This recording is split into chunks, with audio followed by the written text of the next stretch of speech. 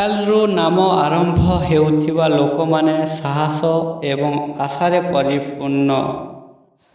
ସଂଖ୍ୟାଶାସ୍ତ୍ର ଅନୁସାରେ ଏଲ୍ ଅକ୍ଷର ସଂଖ୍ୟା 3ର ପ୍ରତୀକ। ସଂଖ୍ୟାର 3ର ଅଧିପତି ବୃହସ୍ପତି ଅଟନ୍ତି।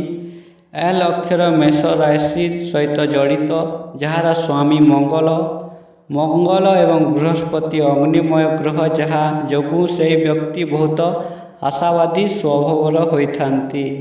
9ଟି ଗ୍ରହ ମଧ୍ୟରେ ବୃହସ୍ପତିଙ୍କୁ ଗୁରୁ ଉପାଧି ଦିଆଯାଇଛି।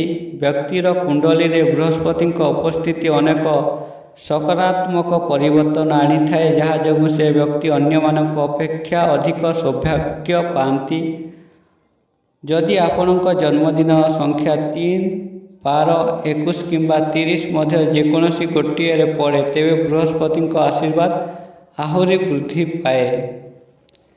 ବୃହସ୍ପତି ଗ୍ରହର ପ୍ରଭାବ ହେତୁ ଏଲ୍‌ରୁ ନାମ ଆରମ୍ଭ ହେଉଥିବା ଲୋକଙ୍କର ଜ୍ଞାନ, ବିଶ୍ଳେଷଣ, ଭଲ ଭାବନା ଥାଏ।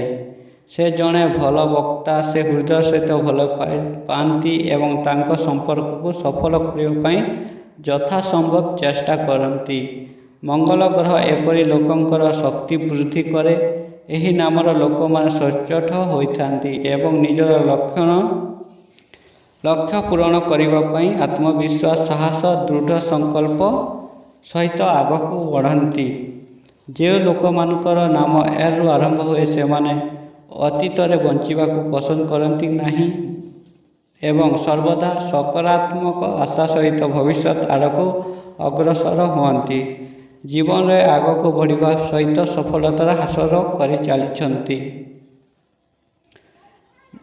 ନେତା ହେବା ପାଇଁ ସେମାନଙ୍କ ପାଖରେ ପୂର୍ବରୁ ଗୁଣ ଅଛି। ସେମାନେ ବହୁମୁଖୀ, ସହଜରେ ଲୋକଙ୍କ ହୃଦୟରେ ଏକ ସ୍ୱତନ୍ତ୍ର ସ୍ଥାନ ତିଆରି କରନ୍ତି। ତାଙ୍କର ସାହସ, ଉଦାର ସ୍ୱଭାବ ତାଙ୍କୁ ଜଣେ ଭଲ ପ୍ରଶାସକ କରିଥାଏ।